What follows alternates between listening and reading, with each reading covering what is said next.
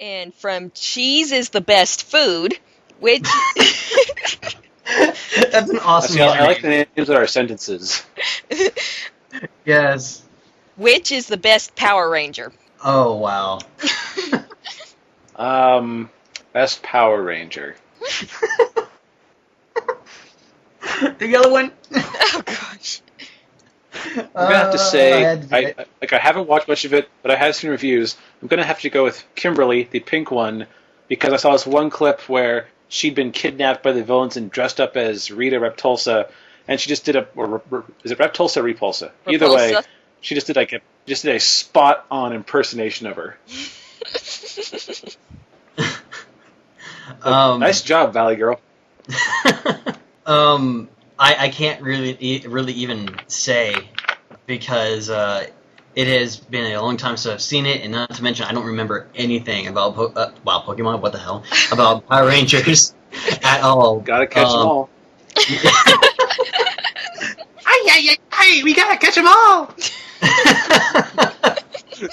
I mean, the only thing I can remember is the Power Rangers movie, and that is the one that left the more impression on me. The better. There we go. Let's see, my favorite series was Time Force, so I'll choose Eric, who was the Quantum Ranger. And then there was silence because we don't know what that is. He was sort of the rival of the Red Ranger, and he was just this loner and a grump. Ah, okay. But he had a good actor. From Shellbell 241, to all of us, where did you get your inspiration for all these strange characters you develop? Does it connect any way to the English dub Mew Mew Power? No, I can't think of any characters I've done where I've really looked at the English dub at all. Not really. Most of it was just inspired by fan fiction. There was a couple of things that were sort of from Mew Mew Power, like when Ichigo was complaining about the Zit Cream in the first episode. And the title for... That was in the... Yeah, that was in the English dub. And the title... What? Yeah. The title for episode 8 was sort of an inspiration for the English dub title for that same episode, because the title makes no sense whatsoever.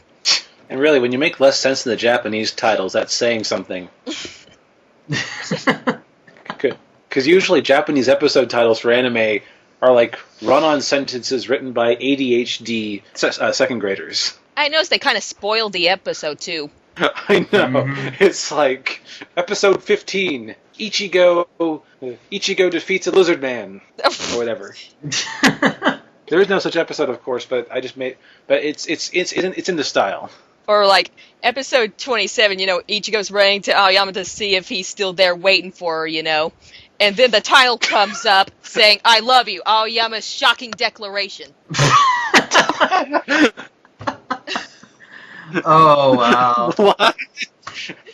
Aoyama's shocking declaration. Sorry, I'm gay. Oh, that's awesome. From Mew Wolf 5, are there any parts of Tokyo in the Mew Mew in a nutshell that you hate or think you could have done better if you did them different? Some of the lines on a few episodes wound up, because of stuff with my computer, not being as clear as they should be, and I'm sorry about that. That's mainly what I'd hate. That's mainly what I hate in changes. Stuff that's directly my fault. There was one big regret that I have, and that was episode 5. That episode really literally gave me depression. I was depressed about it for days because I thought it was so bad. I think that was the same one where I had line issues. Wasn't that the one where I had to fill in for Geist and... Yeah. Yeah, I remember you being depressed about that one. Yep, I put down on the forum, this was the episode where I wanted to dig myself a grave and bury myself in it.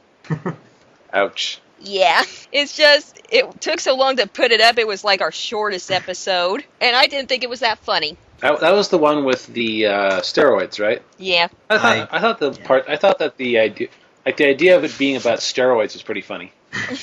Off the top of my head, no. No, wait, yes. The next episode, episode 8, I have already done the lines, and I've done them with Hika, and I think I've already told her, but I absolutely do not like them.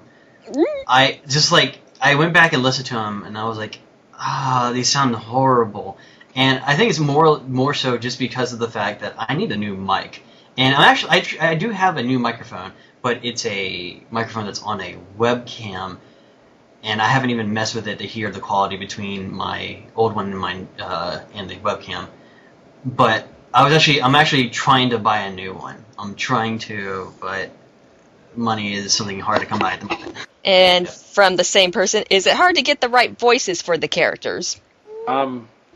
Quiche, not really, because, like I said, I pretty much just do my basic voice, then pipe it up 8.3%. Pie's a little hard because I don't actually sound emo. and I really enjoyed doing Keiichiro that one episode because I kind of was doing this Masako X British voice. Most of the voices I scouted out because I knew exactly who I wanted, but for Keiichiro, Quiche, and Pie, I had to post up auditions.